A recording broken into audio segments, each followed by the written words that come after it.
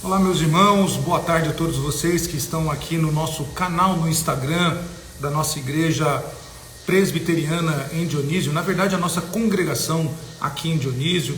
Deus abençoe vocês, é uma alegria tê-los aqui conosco nesta live que vai ser abençoada. Esta live hoje falaremos sobre ciência e fé.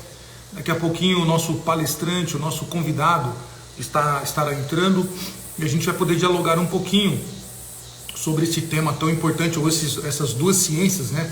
Teologia e fé, como isso se harmonizam para que nós possamos, teologia e ciência, eu falei teologia e fé, teologia e ciência, como que essas duas ciências como que as duas ciências caminham juntas para glorificar a Deus. Essa vai ser a nossa conversa daqui a pouquinho. Vai entrando, aproveite e compartilhe aí com seus amigos, com pessoas próximas a você. Compartilhe com o máximo de pessoas que você puder para que essa live tenha um maior alcance e também ajude aqui o nosso canal. Se você ainda não é inscrito aqui no nosso canal, se você ainda não faz parte aqui do nosso canal, por favor, dê essa força para a gente. Se inscreva aí, deixa o seu coraçãozinho nas nossas postagens, né? E vamos conversando aí.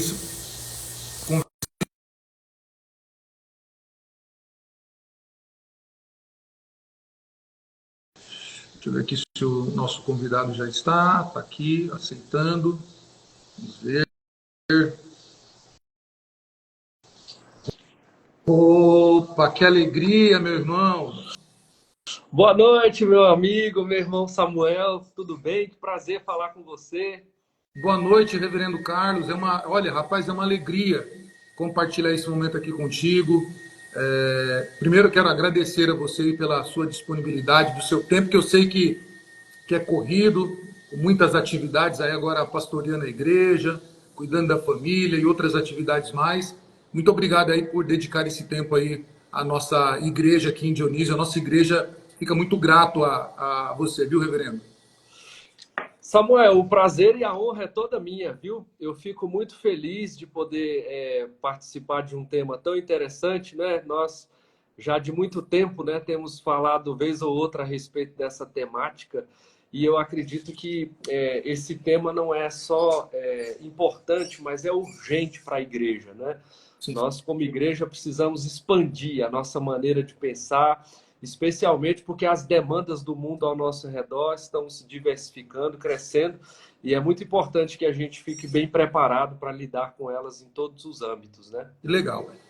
Legal. Aproveitando aqui então, reverendo, como eu sei que assim como eu, todos os participantes aqui do Instagram são leigos nesse assunto de ciência, dessa questão da biomedicina, a questão de genética, a gente é tudo leigo aqui, a gente só conhece os nomes, né?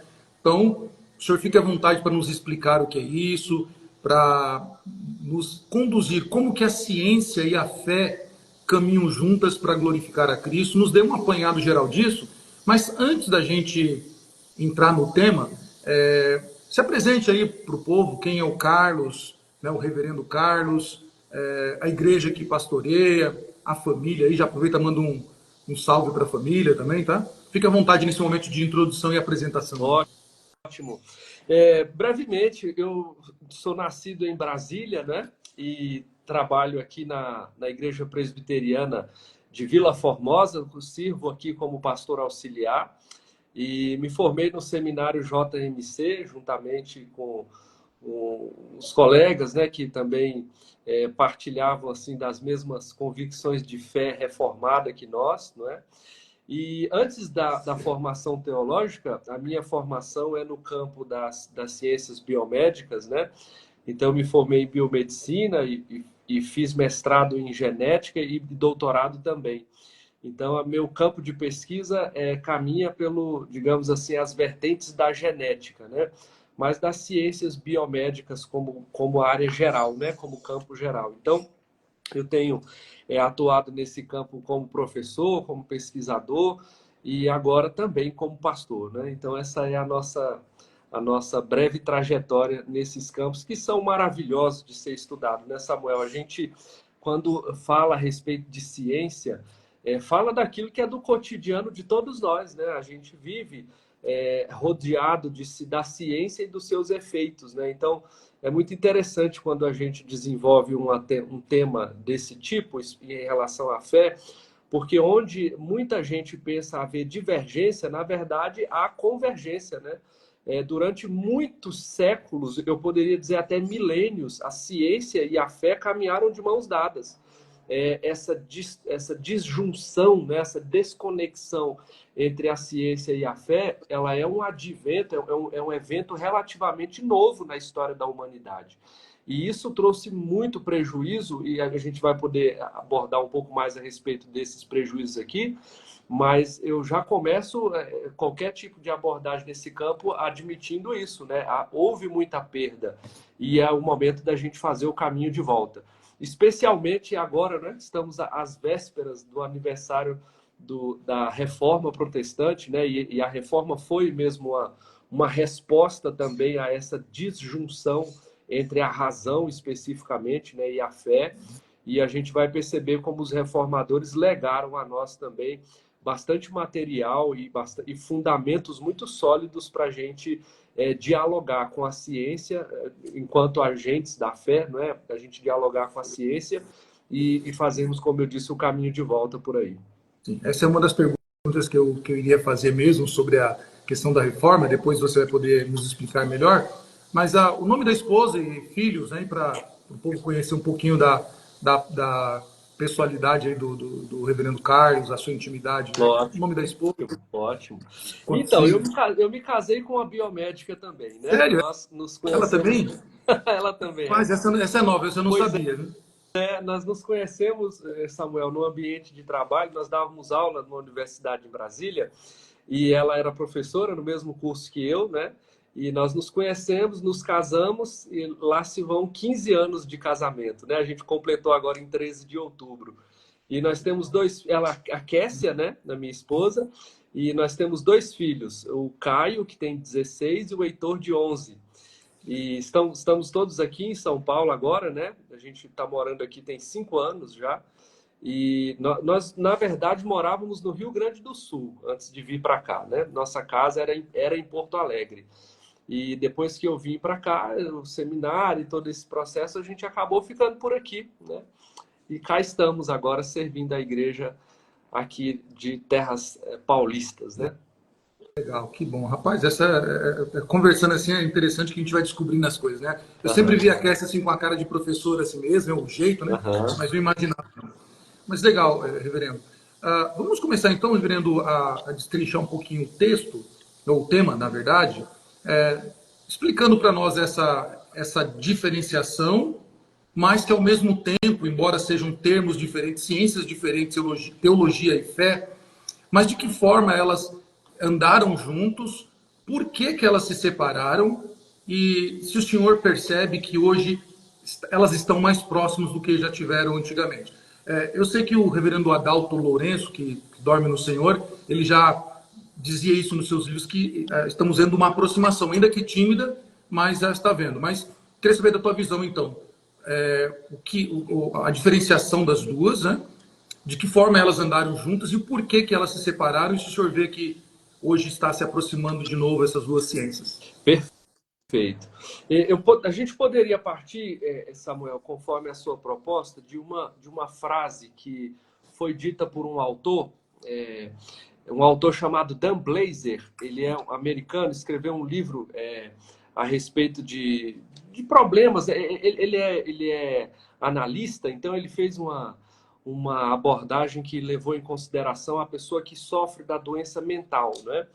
E o livro dele é publicado pela editora Multi. Ele disse, Reverendo, deu uma travadinha. Reverendo, deu uma travadinha, o senhor pode voltar de novo? Você está falando do autor, aí deu uma travadinha.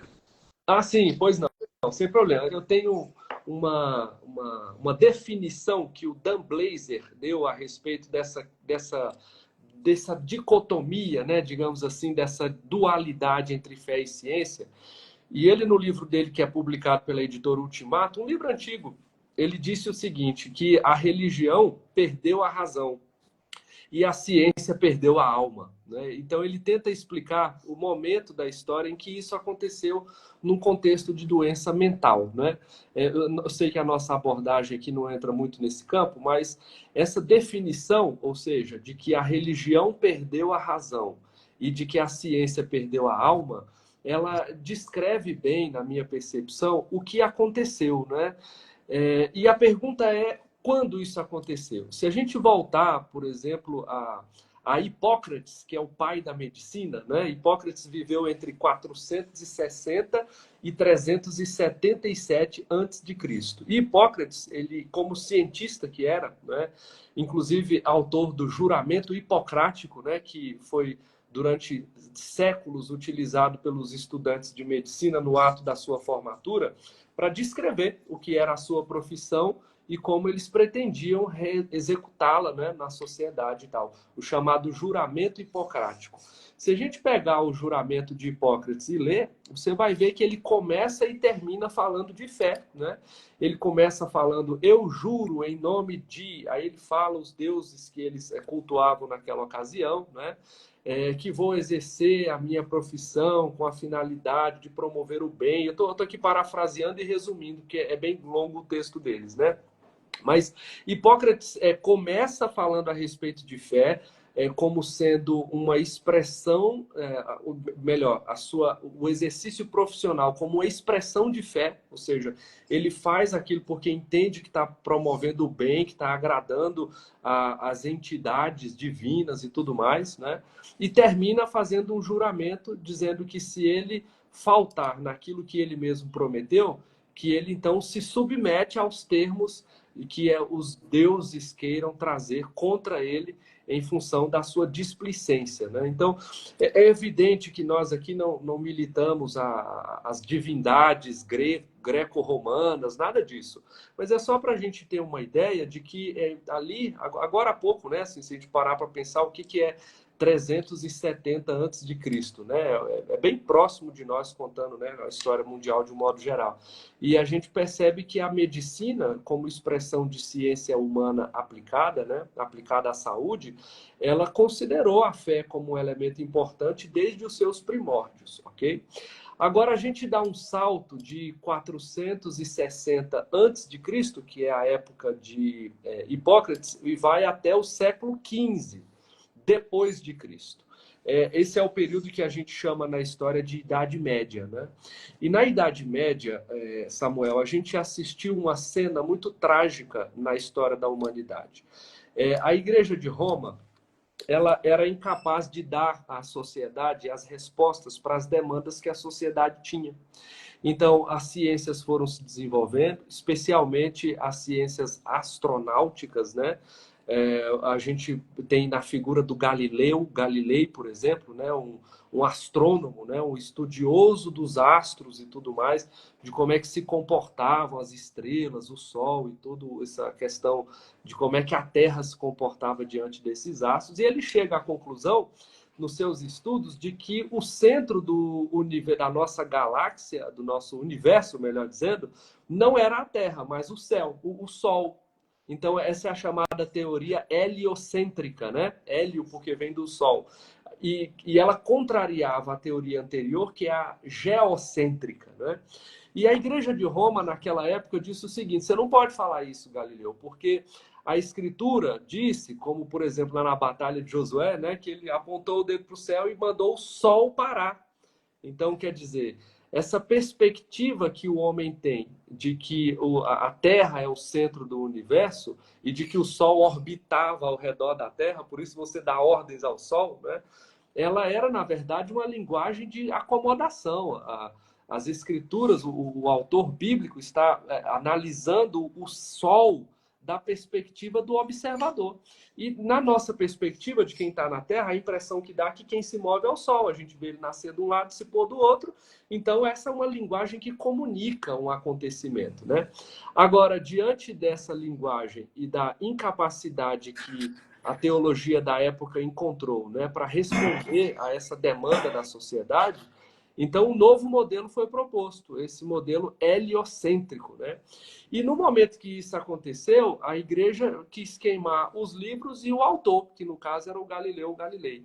E isso gerou na comunidade científica um grande dissabor. Eu gosto de falar dessa história, Samuel, porque ela mostra para nós um momento na história em que as coisas começam a dar muito errado nessa conexão, nessa associação igreja, né, ou fé e ciência.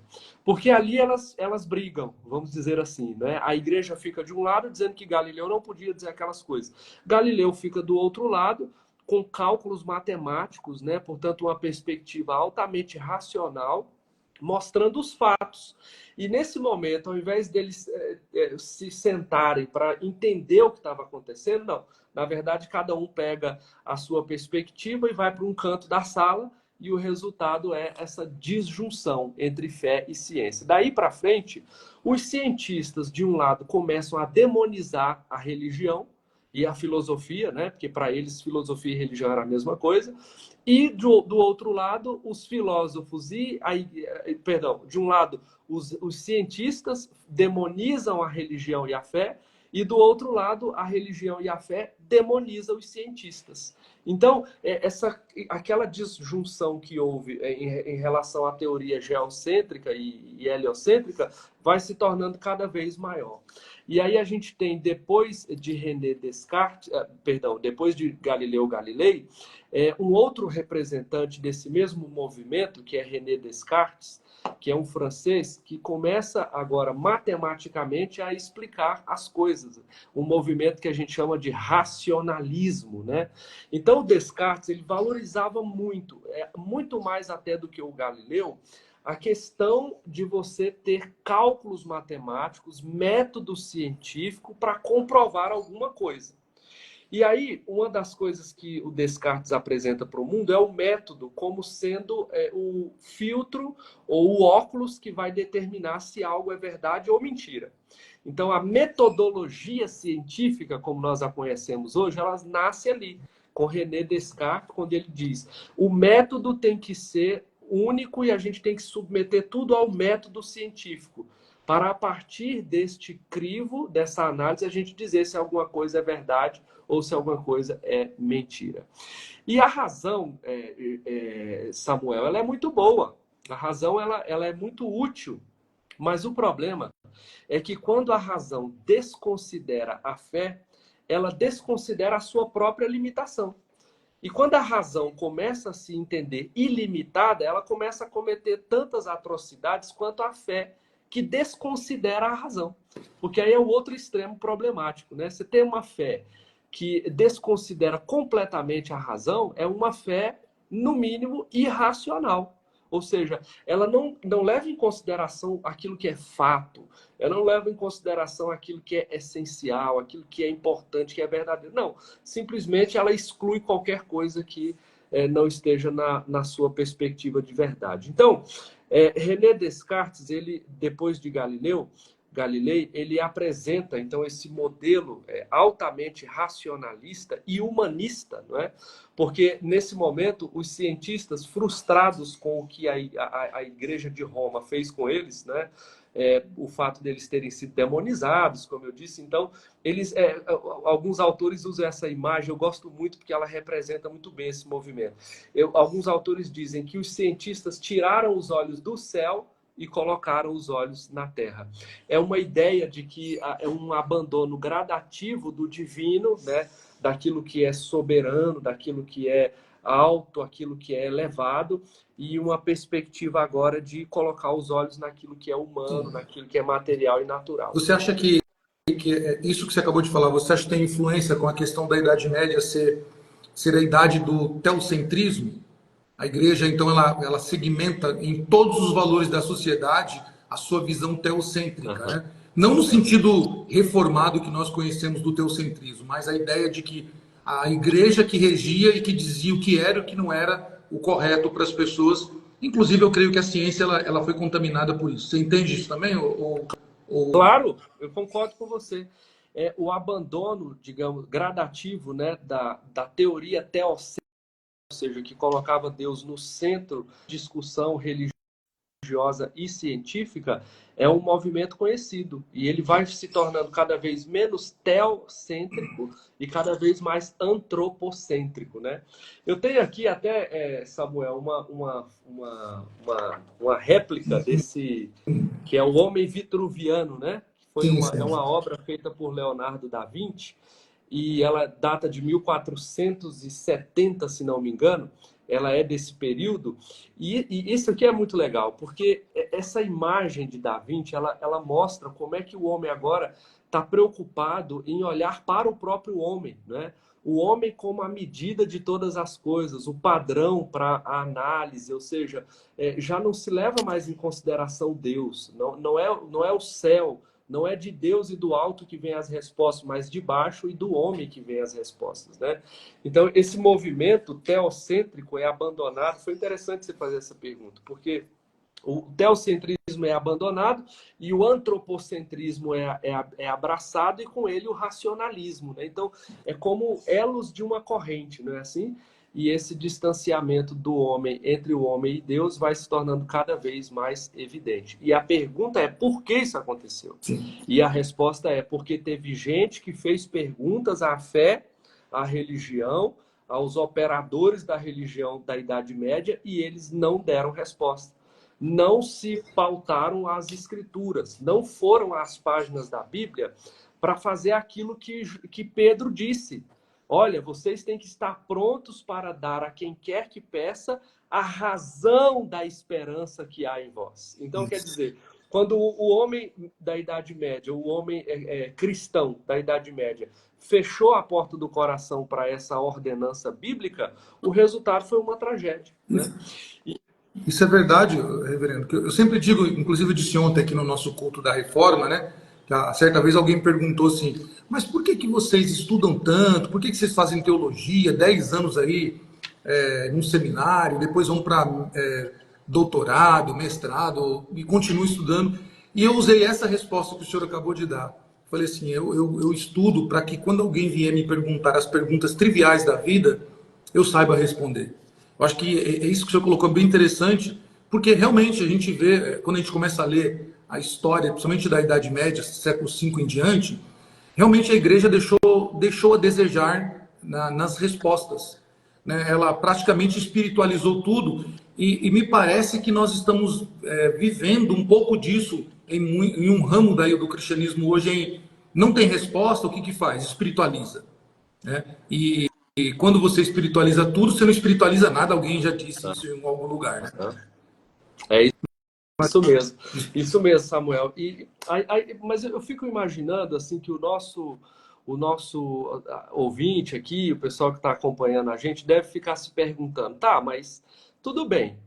Lá a igreja errou quando disse que não tinha resposta, ou melhor, quando nem disse, né, que se tinha ou não uma resposta para a questão das teorias heliocêntrica e geocêntrica. A verdade, aí talvez essa pessoa que nos assiste se pergunta assim, tá, mas e cadê a resposta então? Me mostra aí na escritura como é que eles deveriam ter feito. Porque como lá na minha terra se diz, né? É fácil ser engenheiro de obra pronta, né? Ficar dizendo que tá tudo errado depois que a coisa já aconteceu. Mas a pergunta é como é que eles deveriam ter feito? Como é que seria o jeito certo de fazer? Daí, Samuel, eu encontro nas páginas de Gênesis a resposta para essa pergunta. Porque, veja, quando Deus chamou Adão e deu para ele um mandato, na verdade, 3 mandatos, né? A gente, na teologia reformada, sistematizou assim as ordens que Deus deu ao homem no Jardim do Éden. A Adão, porque é o nosso representante, era o primeiro homem a ouvir de Deus qual era a razão da sua existência na face da terra, né? E Deus fala com Adão a respeito do seu mandato espiritual, né, de adoração, de uma relação com Deus, fala do mandato social, que era a relação que ele teria que ter com a mulher, para daí ter filhos, crescer e multiplicar, e ele fala a respeito de um mandato cultural. O que é o mandato cultural? Deus disse para Adão, está lá em Gênesis 1:26, que ele deveria dominar a terra e sujeitá-la. Só que essas palavras, Samuel, elas são mal compreendidas hoje, porque na nossa sociedade, sujeitar, dominar, especialmente quando se está falando da terra, do chão que a gente pisa, né, do mundo que a gente vive, e até expandindo um pouco mais o conceito aos astros, ao universo, lá para onde a gente manda as sondas, para Marte e tudo mais. A pergunta que a gente faz é assim: será que isso de sujeitar e dominar não tem a ver com a tirania, com a devastação, com a destruição? E a resposta é definitivamente nada tem a ver com isso. O que Deus estava mandando Adão fazer não era sujigar a terra, não era devastar a terra. O que ele estava dizendo para Adão fazer é bem diferente. Ele estava dizendo para Adão que ele deveria entender a terra. Olha só, a língua hebraica ajuda a gente a explicar isso. A palavra que a gente traduziu na língua portuguesa para dominar, em hebraico também significa raspar ou desvendar. Então veja, a dominação que Deus ordena a Adão é do tipo descobridora. Ou seja, ele deveria entender a terra para dominar os processos que ele passaria a entender. Então, na sequência, você vê que esse contexto faz todo sentido, porque Deus manda Adão cultivar a terra. Ora, como é que Adão ia cultivar se ele não entendesse de semente, se ele não entendesse de tipos diferentes de solo, se ele não entendesse de estações do ano, se ele não entendesse de plantas que exigem mais água e mais proximidade com um leito de rio e outras que exigem um pouco mais de distanciamento? Como é que ele seria capaz de cumprir a ordem de Deus se ele não entendesse o mundo que ele habitava? Então, quando Deus diz para ele domine a terra, ele está dizendo para ele desvende, quer dizer, remova a cobertura, veja o que está por debaixo, veja como as coisas funcionam, seria uma tradução também correta para essa palavra. Então, Samuel, Deus, no Jardim do Éden, com todas as palavras, eu posso te afirmar isso por razão bíblica, gramatical e histórica. Deus estava dizendo para Adão ser um cientista. Porque, finalmente, não é isso que define um cientista? É uma pessoa que entende os processos. Quer ver? Vamos aplicar isso na genética. A gente entende como é que funciona uma célula, como é que funciona o DNA. Aí eu vou lá no DNA de uma célula, né, qualquer. Por exemplo, agora a gente teve na pandemia, né? Vou lá no coronavírus, analiso o seu DNA, percebo qual é a fragilidade que ele tem, faço um anticorpo contra aquela fragilidade, está resolvido o problema. À medida que eu coloco aquilo na corrente das pessoas, aplicando como vacina, o efeito esperado é que elas fiquem curadas. Então, olha que maravilha isso. A gente entendeu a Terra, porque o vírus é parte da Terra, ele está aqui, ele está entre nós. A gente dominou o processo do vírus, de vida, de replicação, de desenvolvimento e tal. A gente, por entender e dominar, manipula isso, ou seja, no sentido de encontrar uma fragilidade e neutralizá-lo por causa dela, e livra 1 milhão e não sei quantos milhares de pessoas da morte por esse entendimento. Então, veja, o cientista, quando o faz com consciência de que o seu entendimento das coisas e o desenvolvimento de processos que melhorem a vida das pessoas, quando ele entende que isso não é uma invenção nova, né? Não é uma invenção renascentista, quando ele olha para as páginas do Gênesis, ele entende que essa é uma invenção do Éden, é edêmica, ou seja, ela vem dos primórdios, quer dizer, não é de René Descartes que vem essa perspectiva do método, de entender as coisas, de sujeitar as coisas a uma análise para racional e matematicamente chegar a alguma conclusão, especialmente que promova o bem das pessoas. Deus já havia dado essa ordem no Jardim do Éden. O problema é que a religião medieval esqueceu isso. Ou, se não esqueceu, desconsiderou. E aí, Samuel, você tocou num ponto ali atrás, a respeito dessa questão, que a gente tem que levar a sério. Você ensinou isso para a sua igreja. E Deus seja louvado por isso. Porque você consegue perceber que há um caráter prático nessas coisas, não é? A gente tem que entender para poder explicar. Ora, quando eu entendo, eu creio melhor e mais naquilo que eu entendo, né? A gente costuma ter um pouco de dificuldade e de até aversão a coisas que a gente não entende absolutamente nada sobre elas, né? A gente tem medo de operar uma máquina que você não tem a instrução, você tem medo de manipular manejar um animal, alguma que você não tenha hábito com aquilo, nem teve nenhuma instrução, você tem medo de operar digamos, você tem medo até de operar um equipamento, né? Quanta gente não tem, agora um pouco menos, mas quanta gente um pouco mais antiga tinha medo de mexer no computador ou no celular com medo de apagar a máquina e tal. Quer dizer, a gente tem naturalmente aversão a tudo que a gente não entende. Mas quando a gente entende, a tendência é o contrário, é a gente se aproximar, se apropriar desse entendimento e crer cada vez mais nas coisas que a gente entende. Então, a religião medieval ela se tornou altamente alegórica, né? Eles desconsideraram o texto sagrado, eles abandonaram a letra, a gramática, abandonaram a história e começaram a dar cada um a interpretação que bem entendia para o texto sagrado. E aí, Samuel, a gente entra num caminho assim, ó. A hora que o homem fecha as escrituras e começa a inventar, né, a ser mais criativo do que fiel, o resultado disso é a incapacidade de dar resposta às demandas que as pessoas têm. Hoje a gente tem um monte de igreja e um monte de gente que vai lá e fica impressionada e apaixonada com as revelações, por exemplo, né? Deus mandou eu te dizer que. E aí o que vem depois do que é pavoroso. Porque se você abre a escritura, nem sempre tem alguma conexão com o que Deus havia dito. Mas as pessoas têm uma tendência de abandonar o texto, a gramática e o desvendar o que está escrito aqui para ir atrás daquilo que está mais fácil, né? É uma fé do tipo fast food, né? Alguém vai lá e eis que vos digo o quê? E aí a pessoa te dá uma palavra que ela diz que é de Deus, você não abre a palavra de Deus e você fica saciado com aquilo. O problema é quando vem a crise.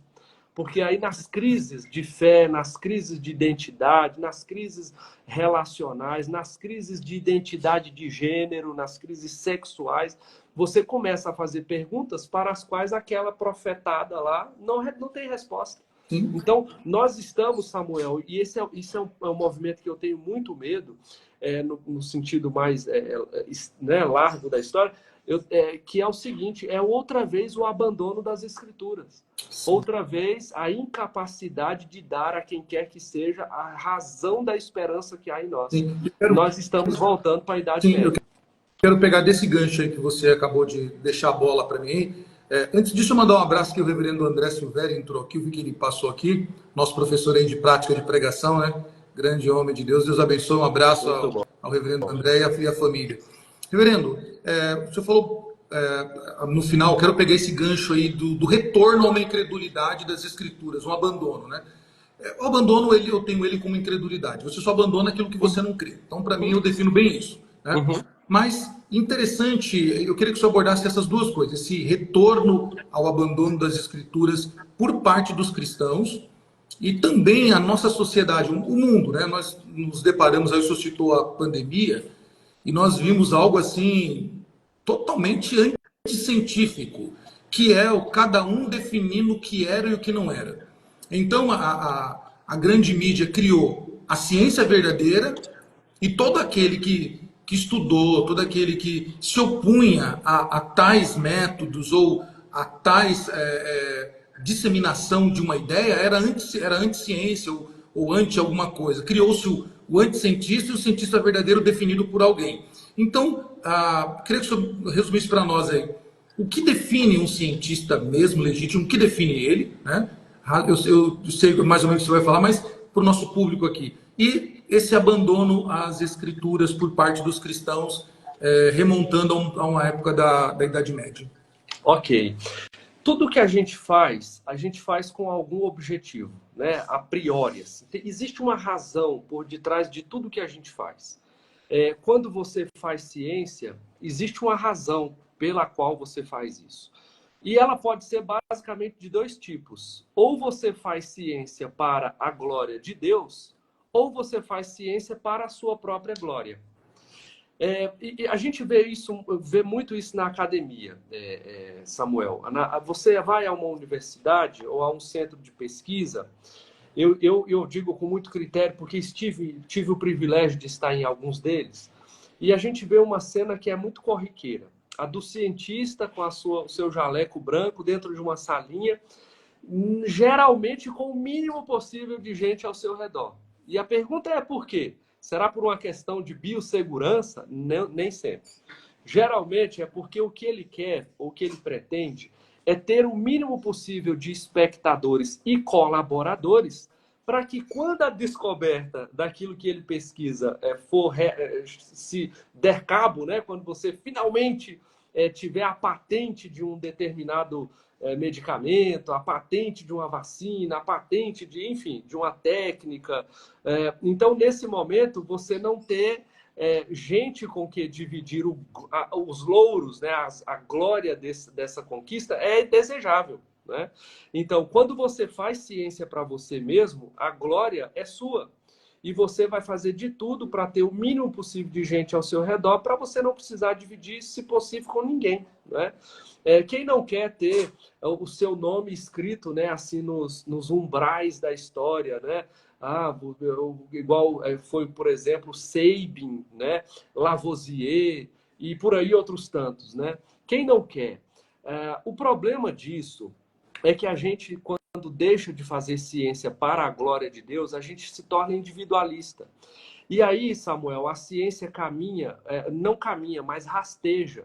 Se nós fizéssemos mais ciência para a glória de Deus, ou seja, se o objetivo final da minha descoberta, lembra lá do Gênesis, do meu cumprimento do mandato cultural, fosse glorificar a Deus, então eu não lidaria com esse tipo de ciúme, eu não lidaria com esse tipo de inveja, com esse tipo de concorrência, e teria mais cooperadores, mais colaboradores, e os resultados que nós teríamos seriam muito maiores e a sociedade estaria se beneficiando muito mais disso.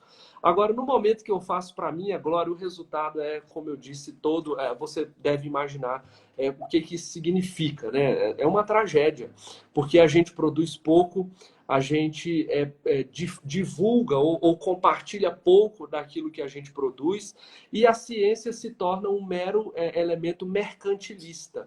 Então, Samuel, eu dei essa volta aqui para dar um panorama a respeito disso, para te dizer, para responder a sua pergunta.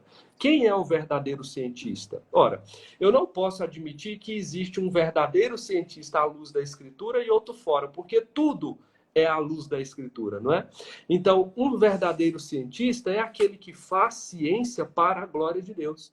É aquele que tudo que busca descobrir, entender para dominar, o faz para promover a glória de Deus. Como? Promovendo a melhoria das criaturas. Então, quando eu descubro um medicamento, quando eu descubro uma vacina, um processo novo, eu estou trazendo melhoria à criação de Deus. Então, eu estou dando ao homem, nas suas angústias, nos seus dilemas, nos seus dissabores, né? A gente hoje lida tanto com doença degenerativa, né? Talvez seja o mal do nosso século, né? Depois das epidemias. É o câncer que se alastra, essas doenças como a esclerose lateral amiotrófica, essas neuropatias, né? São doenças devastadoras, assim, quando a pessoa tem um diagnóstico, ela sofre muito por causa dele. E a pergunta é, por que a gente não tem resposta para esse tipo de enfermidade? Por que grande parte dessas enfermidades ainda assombram a humanidade? Se você for às grandes universidades, às instituições de ensino, do Brasil, inclusive, você vai ver um monte de equipes trabalhando para descobrir processos que melhorem. Mas, como eu disse a você, são trabalhos tímidos, são trabalhos sigilosos, feitos num cantinho, com pouca cooperação nacional e internacional, porque no final tem alguém desejando a glória para si, a glória que deveria ser dada sempre a Deus. Então, Samuel, o verdadeiro cientista é aquele que descobre, que desvenda, que promove melhorias nas condições de vida do ser humano para a glória de Deus, para que o nome de Deus seja exaltado. Imagina uma pessoa que... Eu perdi o meu pai com câncer, né? Eu tinha 16 anos de idade. E ele teve um câncer devastador. Um homem de 41 anos que foi levado por uma enfermidade muito difícil. Eu fico pensando assim, imagina se fosse hoje, porque hoje há tratamentos muito eficazes para o tipo de câncer que naquela época, há 20 anos atrás, não tinha tratamento, né?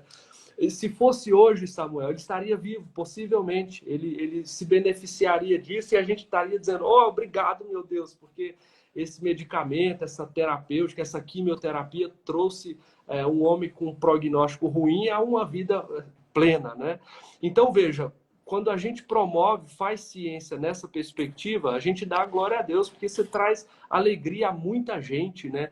Felicidade, renovação, a esperança nova para muita gente. Então, o desafio para os nossos irmãos é esse, né? Entrem para a universidade, estudem, tenham as melhores notas, entrem nas melhores instituições e trabalhem da melhor maneira. Qual? Aquela que promove a glória de Deus. Porque aí você vai não dar passos na direção do progresso, mas vai galopar na direção do progresso das descobertas. Sim, é muito interessante isso. E boa fala, reverendo. Sim, esse incentivo realmente a buscar na ciência mesmo a glória a Deus, né?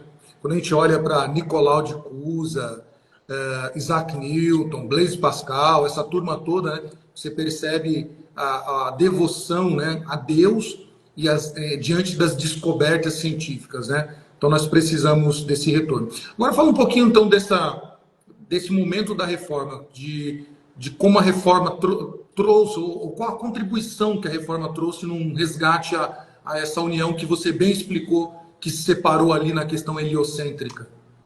Ok.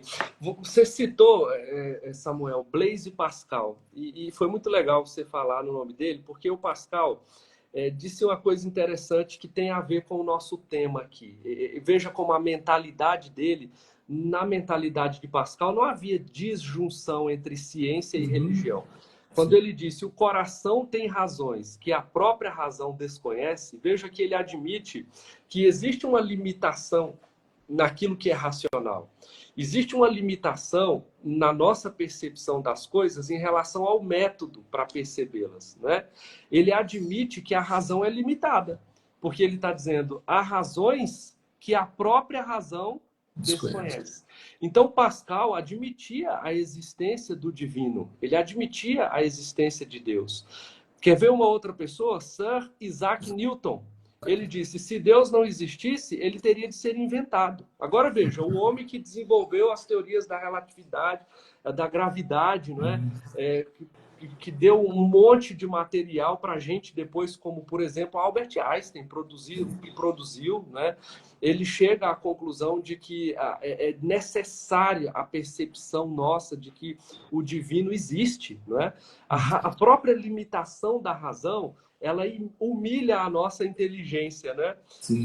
Tem um autor cristão reformado, recente, agora me faltou o nome dele aqui, talvez até você lembre.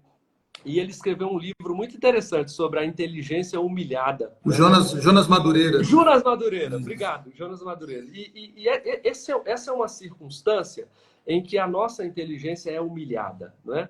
Quer dizer, quando a gente percebe que à luz da razão há limites, tem momentos que a razão não tem respostas. Quer ver uma coisa? Uma pessoa vai para um hospital, ela tem um diagnóstico severo de uma doença gravíssima, um tipo de câncer, e ela deita na cadeira, na mesa de cirurgia, o médico vai fazer a extração daquilo tudo, e, lógico, ele vai fazer a cirurgia porque o exame de tomografia deu positivo, os exames de sangue deram positivos, e agora ele vai operar a pessoa, né? Ele abre a pessoa e, de repente, quando olha, não tem absolutamente nada lá. E eu estou usando esse exemplo porque isso aconteceu, Samuel, com alguém muito próximo de nós, a mãe de um pastor com quem eu trabalhei alguns anos atrás. E a pergunta é, e aí? E aí que a razão não tem explicação para isso. E essa é uma das situações em que a nossa inteligência é humilhada. É o momento em que a gente, poxa, mas ele vai ter problema com o convênio dela, né? Porque como é que ele vai explicar que a tomografia era positiva, os exames, a anamnese, de repente você abre o paciente, quando olha não tem nada. Então, quer dizer, o que aconteceu? Um milagre?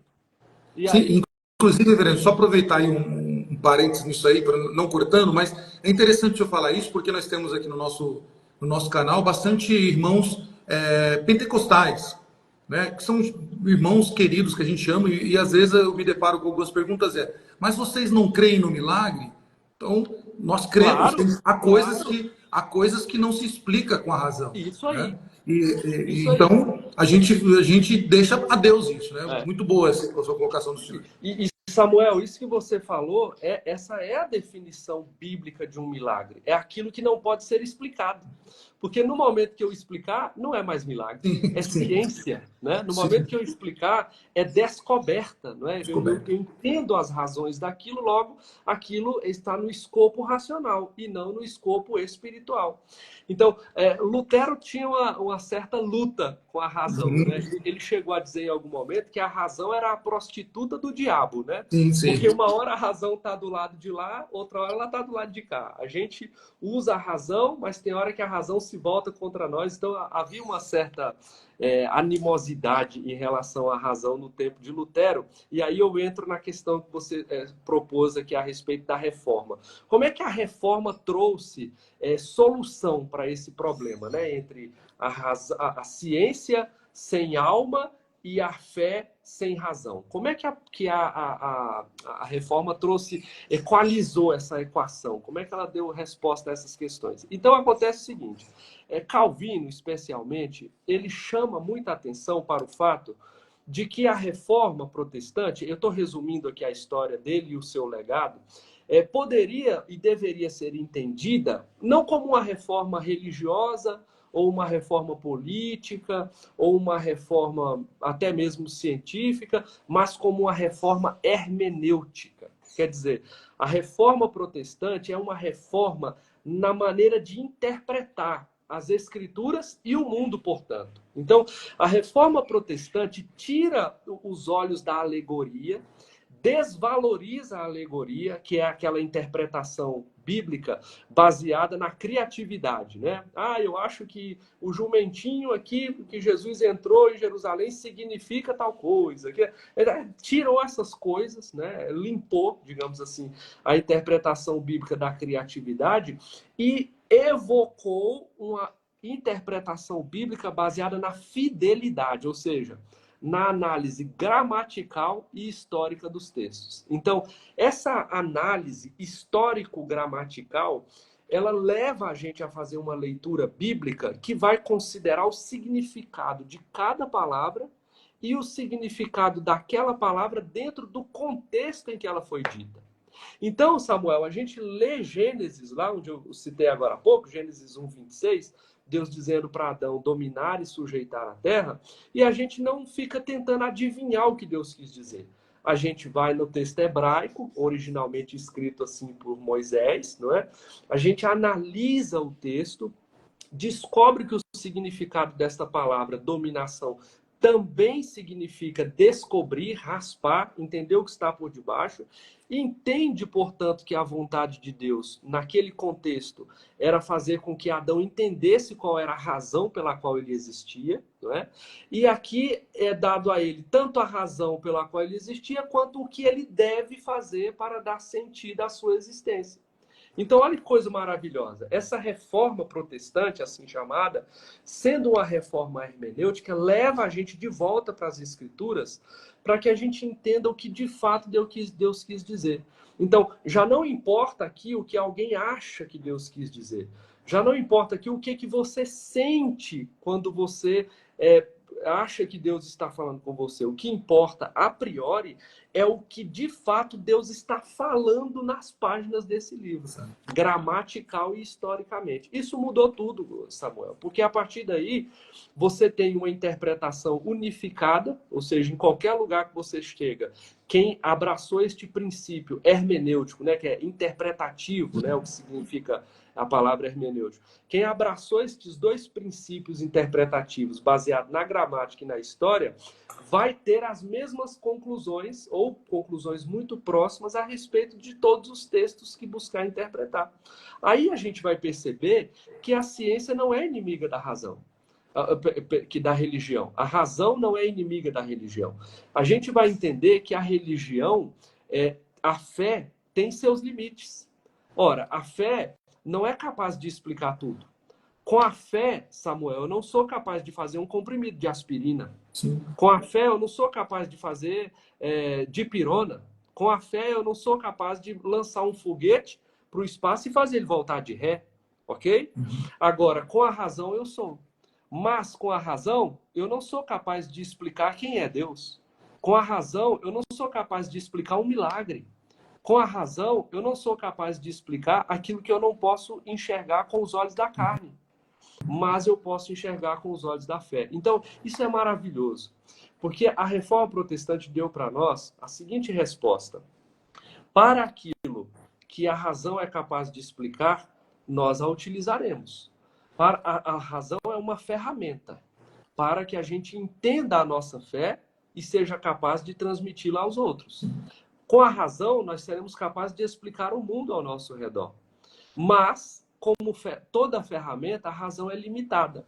Eu tenho aqui na minha frente uma tesoura. A tesoura é uma ferramenta que serve para cortar. Mas não é porque ela serve para cortar que eu consigo fazer bifes de picanha com uma tesoura. Não é porque ela serve para cortar que eu consigo fazer uma neurocirurgia com essa tesoura. Então, veja, há limitações nessa ferramenta. E eu tenho que respeitá-las. Porque se eu não respeitar as limitações dessa ferramenta, eu vou agredir e degradar os lugares em que eu tentar aplicá-la a fórceps, não é? Então, veja, a razão, ela é capaz de explicar muita coisa, mas eu tenho que admitir o seu limite. Tem hora que eu chego numa parede de ferro, fria. Dali para frente, a razão não consegue me dizer mais nada. Então, nos lugares em que a razão se cala, a fé proclama. Nos momentos em que a razão não tem resposta, as respostas vêm da fé. Eu posso medir, Samuel, se você está com febre, com um termômetro, mas eu não posso medir qual é o tamanho da sua fé em Deus. Qual é o instrumento? Então, os instrumentos racionais, eles estão limitados. Mas a fé, ela, no momento em que a razão para, a fé continua. Então, pelos olhos da fé, eu posso ver aquilo que pelos olhos da razão eu não consigo enxergar. É aquilo que está em Deuteronômio 29, né? As coisas reveladas a nós pertencem, as ocultas pertencem a Deus, né? Veremos, já partindo aqui para o final, antes de eu fazer as duas últimas perguntas a ti aí, somente um comentário, né? E do avanço da ciência, eu sei que o contexto de Daniel 10 é um outro, mas eu acho que a gente pode pegar isso, como a ciência ela evoluiu, como ela se multiplicou no sentido de diversidade, como ela avançou em descobertas assim que nós não imaginaríamos, nunca imaginaríamos, né? Eu estou fazendo agora o último ano do seminário completando. Eu tenho aula com o reverendo Fernando, irmão do reverendo Jair, né? E eu não vou ter aula com ele amanhã justamente porque o pai dele foi diagnosticado, estava internado, e o médico falou, olha, pelo que nós entendemos, entre meia-noite e 1h da manhã, o teu pai vai a óbito, então venham com a família se despedir. A gente fica triste com isso, mas olha como a ciência evoluiu a ponto de saber quando é que uma pessoa vai parar os seus órgãos, vai parar a sua mente. Ele deu o horário entre meia-noite e 1h. Claro, Deus pode reverter isso? Pode. Mas a medicina evoluiu tanto a ponto de não esticar o sofrimento de uma família diante de uma doença rara, gravíssima, que poderia trazer um prejuízo emocional muito grande para a família. Para os irmãos que não sabem aqui, você mesmo passou por um processo, né, durante o seminário que nos abalou muito, e ali era a razão, né, de quem fez ciência, de quem estudou com a ciência, mas também a fé. E elas elas não deixaram de andar juntas, né? E isso é muito interessante. Então eu fico louvo a Deus pelo trabalho que Deus tem feito na vida de cientistas, e temos aí cientistas assim espetaculares nos dias de hoje, né? Espetaculares. Quando você vai lê-los assim, você fala, ainda que esse cara não teme a Deus, ainda que ele, de certo modo, ele não confesse, não professe Jesus, ele está glorificando o nome de Deus com esse trabalho brilhante no avanço da ciência. Reverendo, para a gente finalizar aqui, eu não esticar muito, explica para a gente um pouquinho aí, nós falamos da questão biomédica, o que é a biomedicina, no que ela atua, qual a área que ela atua, e os avanços que tem tido nessa área. E também aqui entre o nosso público aqui, nós temos muitos psicólogos e terapeutas, né? Pessoas que trabalham com as doenças psicossomáticas ou doenças da mente, né? Doenças da mente que acabam tratando essas pessoas que têm doenças psicossomáticas. Como o senhor enxerga a importância desse profissional neste mundo conturbado e opressivo que nós vivemos nos dias de hoje? Ótimo. As ciências biomédicas, elas têm como finalidade atuar no campo diagnóstico, né? E o campo diagnóstico é muito importante. Eu diria que o diagnóstico é mais importante do que o tratamento em si. Porque se você não souber qual é o problema que a pessoa tem, você corre o risco de tratar o problema errado, não é? Então, não basta a gente dispor de um arsenal enorme de medicamentos e de técnicas. É preciso que a gente saiba exatamente qual é o diagnóstico que a pessoa tem para eu usar as ferramentas e as técnicas certas a fim de promover a restauração da saúde dela, né? E quando a gente fala de diagnóstico, Samuel, hoje, e eu quero fazer aqui um link com essa questão das doenças emocionais, das doenças do humor, né, das doenças psicossomáticas e por aí vai, psiquiátricas, né, nesse grande campo, assim. Hoje a gente tem uma dificuldade muito grande, muito mesmo. Eu, inclusive, estava lendo um livro esses dias aqui, que eu recomendo muito para quem é entusiasta desse tema, que é o Felicidade Artificial. Ele é um livro antigo, não é livro novo, não. Mas nesse livro, o Ronald Dworkin, acho que é assim que se pronuncia o nome dele, é meio alemão, é difícil a pronúncia, né? Mas o Dr. Ronald, ele é um médico anestesista e ele fala a respeito da banalização tanto do diagnóstico quanto do tratamento da doença psiquiátrica, né? Ele entende muito de medicamento e ele fala do problema que é nós darmos um diagnóstico para uma pessoa de que ela é portadora de uma doença de natureza psiquiátrica, vamos chamar assim, sem ter de fato um diagnóstico que comprove isso. Diagnóstico no sentido de análise da quantidade aumentada ou diminuída de um neurotransmissor no cérebro, né? A análise de imagem do cérebro que demonstre alguma alteração na anatomia do órgão ou na perfusão sanguínea do órgão, ou, enfim, em qualquer processo de organização ou desorganização do cérebro, e a gente acabe dando um diagnóstico de doença psiquiátrica para gente que não tem doença psiquiátrica. E aí o resultado é a falta de um bom diagnóstico baseado em química, baseado em física, baseado em matemática, não é? Leva essa pessoa a um diagnóstico errado, precipitado e talvez analisado e, consequentemente, a um tratamento perigosíssimo, né? Que é submeter alguém a uma série de drogas desse tipo sem a gente saber se realmente essa pessoa tem esse problema. Então, hoje, o grande desafio das ciências biomédicas é entender o paciente na perspectiva racional e o psiquiatra, quando pegar o resultado dos exames que existem, né, perceber o seu paciente numa perspectiva racional e espiritual. Né? Esse é o grande desafio, Samuel. E a falha nesse processo está gerando uma geração inteira de gente com diagnóstico equivocado, uma geração inteira de pessoas sem diagnóstico, ou até mesmo sendo tratadas para doenças que elas de fato nem têm, que elas com uma percepção melhor de si mesmas e de Deus, ela teria capacidade de comportamentalmente corrigir problemas que nós estamos tentando fazer correções químicas. O grande problema, Samuel, é o homem olhar para a ciência como sendo a última palavra em tudo. Você descreveu o caso aí da pessoa que estava numa condição final de vida, né? É verdade que a ciência pode dar números ou perspectivas, boas ou ruins, de uma doença, não é? Mas a última palavra de quem vive e de quem morre, quem dá é Deus. É Deus quem diz a cada segundo quem vai nascer e quem vai morrer, não é? Então, por mais que a gente tenha a ciência como fonte de informação, a gente nunca deve depositar toda a nossa esperança nela, porque, lembre-se, ela é limitada. E essa limitação poderá promover muita frustração se a gente desconsiderar esse aspecto na vida. Sim, perfeito, Reverendo, perfeito. Para a gente encerrar aqui, Reverendo, antes de encerrar, da gente fazer as considerações, queria que o senhor deixasse aqui conselho para jovens, né? Nós temos bastante jovens que nos assistem, jovens da nossa igreja, jovens da igreja de Vila Formosa, que eu sei que já ouvem aí o senhor nesse tema já há algum tempo, mas que conselho o senhor daria para esses jovens que estão descobrindo, talvez de maneira até abrupta ou muito acelerada às questões científicas. Que conselho o senhor daria? Um conselho pastoral agora. Olha, eu diria a eles que olhassem para a história, olhassem para trás e percebessem que os grandes descobridores, a gente hoje tem eu vou lembrar outra vez do Isaac Newton, né?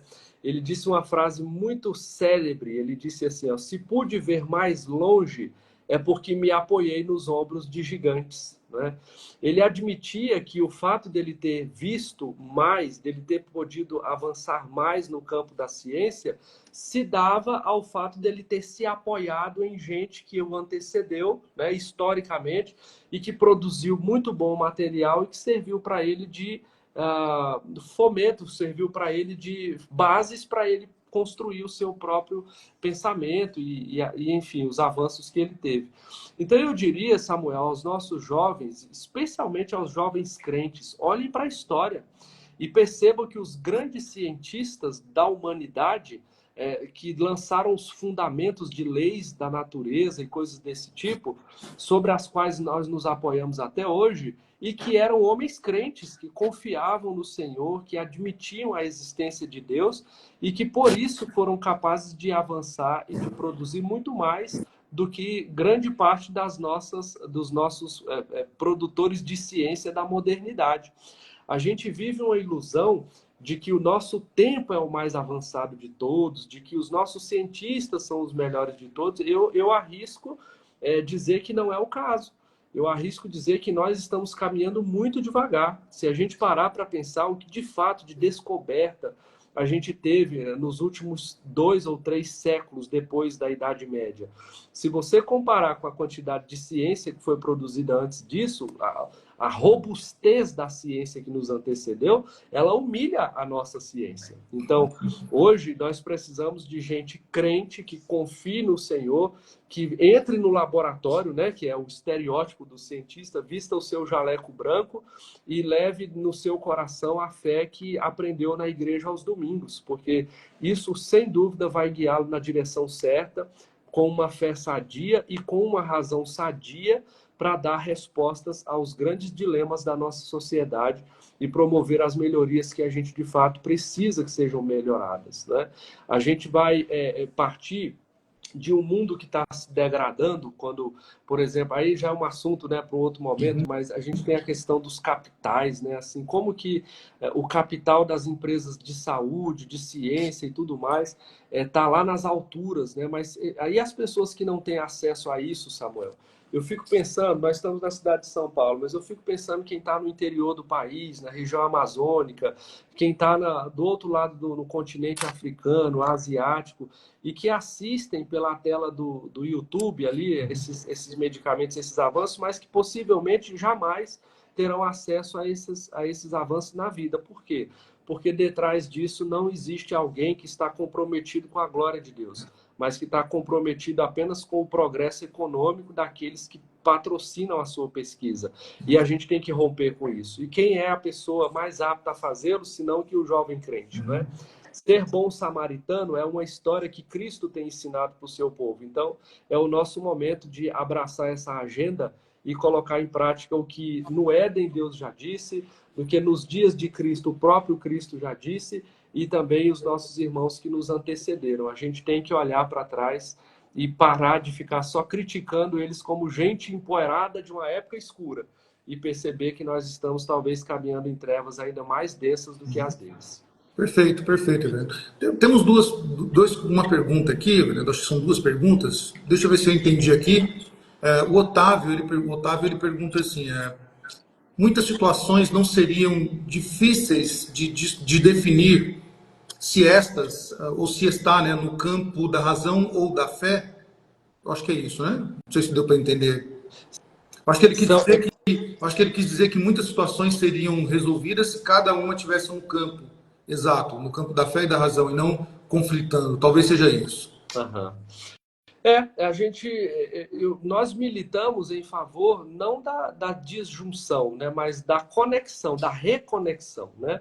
Eu acredito que o homem que carregar uma boa fé, portanto, uma fé bíblica, né, divinamente orientada, ele será capaz de produzir uma razão biblicamente orientada. Então, ele será capaz de produzir muita ciência, será capaz de produzir ciência acessível a muita gente e ele estará cumprindo o seu papel promovendo a glória de Deus. É verdade que possivelmente a gente não veja essa pessoa fazendo patentes de coisas em seu nome, a gente não veja essa pessoa, né, sendo glorificada aqui e ali nos telejornais, porque não será uma pessoa, mas um grupo, né, será uma equipe, um grande conglomerado de gente debruçada na tarefa de produzir alguma coisa, mas nós teremos uma grande quantidade de produção científica. Então, eu não vejo mais ocasião da gente viver essa separação. Ela já não faz mais sentido, desde os dias da reforma, né?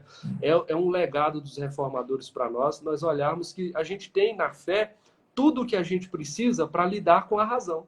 E a gente tem, na limitação da razão, a percepção clara do lugar onde a fé começa a fazer parte. Então, não há necessidade nem ocasião para uma queda de braço, mas para uma cooperação entre esses dois grandes braços, vamos dizer assim, da revelação de Deus na vida do homem. Sim. O Otávio colocou aqui, que ele completou que seria o problema de fronteira, né? O senhor explicou aí, que não é mais, né?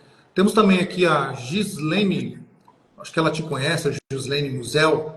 Ela coloca aqui. Sim, Gislene. E o Otávio também, eu os conheço. Muito obrigado pela presença deles. Então tá tudo em casa, né? A Gislene colocou assim, excelente, Reverendo Carlos, alguns historiadores recusam o título de Idade das Trevas com relação à Idade Média, alegando que as grandes e maiores descobertas foram realizadas nesse período. Realmente tem essa recusa de alguns, né? Mas Justo Gonzalez, por exemplo, classifica sem problema algum, né? Mas realmente tem alguns. Pode falar, Reverendo. O que você acha disso? É bem legal. Isso aí é verdade. A gente chama de Idade das Trevas e atribui mesmo a esse período um período de, digamos assim, de apagão racional, né? De apagão intelectual, de apagão científico. Mas essa não é mesmo a melhor leitura que se faz a respeito desse período. A verdade é que se produziu muito nesse período, né? A própria Reforma Protestante é filha da Idade Média, né? Então, ela é uma baita de uma produção intelectual, uma revisão a respeito do homem na Terra, né? A Reforma Protestante, ela mexeu com os pilares da sociedade, do que é ser humano, né? A humanidade foi preenchida, né? Porque ela estava esvaziada dos seus significados, porque o divino estava completamente descredibilizado por uma religião alegórica, que era a religião de Roma, né? E a Reforma Protestante é uma das provas de que essa idade foi a idade da iluminação, e não das trevas, né? Sim, verdade. Reverendo, quero agradecer aí a conversa, foi muito boa. Daria para a gente ficar aqui um bom tempo conversando sobre muitas coisas, bastante vertentes da ciência, tanto na área médica, na área psíquica, ou na parte de descobrimento de novas coisas que estão acontecendo por aí. O tema ele é amplo, né? E requer de nós aí bastante dedicação ao estudo, né? Então, quero agradecer ao senhor aí por esse tempo, dedicar esse tempo. Eu sei da correria que o Ministério nos coloca, né? De estar trabalhando o tempo todo. Deus abençoe você, a sua família. Saudades aí dos tempos de seminário, né? Sabe o carinho que eu tenho por ti, pelos amigos que a gente construiu ali no seminário. Você, Jeremias, Daniel, Fábio e tantos outros ali na sala. Que é uma sala muito boa, né? Graças a Deus por isso. E Deus seja louvado pela vida de todos. Eu quero agradecer de coração, agradecer também ao reverendo André, né, que esteve aqui conosco, o pastor da Vila Formosa, que nos puxou as orelhas ali no seminário, nos ajudando a entender o texto bíblico. Deus abençoe. E muito obrigado, reverendo, muito obrigado mesmo. E até a próxima, aí, se o Senhor nos permitir, com esse tema que é tão lindo e é tão maravilhoso de se ouvir e de aprender. Muito bem, Samuel. Você falou da questão do tempo, né? E eu lembrei de uma coisa. A gente sempre tem tempo para quem a gente ama, né? E para mim foi um privilégio estar aqui com você. E quero te dizer que outras oportunidades, se houverem, você me julgar apto a participar aqui da sua live, eu vou ter muito prazer em a gente aprofundar este tema e outros para a glória de Deus. Deus abençoe você, espero que você fique bem aí, que Deus abençoe seu ministério também. E a gente se vê, porque no reino é sempre até logo, né? Isso. Até logo. Ano que vem a gente vai estar de férias, a gente marca um café aí, tá bom? Combinado. Um Deus abraço. abençoe, Deus reverendo. Boa abençoe. noite para você. Fica na paz. Obrigado.